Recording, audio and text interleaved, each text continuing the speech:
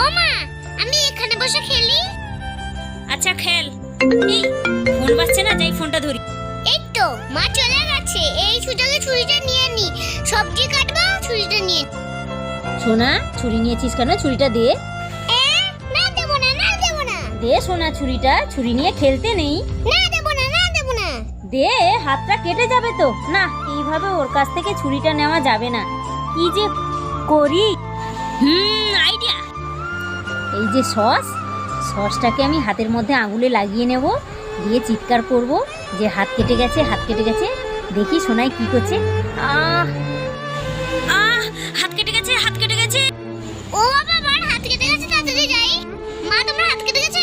হ্যাঁ সোনা, এই তো কাটতে গিয়ে ছুরিতে হাতটা কেটে গেল, কতটা রক্ত বেরোচ্ছে। ও বাবা, আমি ছুরিটা রেখে দিই, নাহলে আমার হাতটা কেটে যাবে। হ্যাঁ, ঠিকঠাক কাজে লাগলো তো।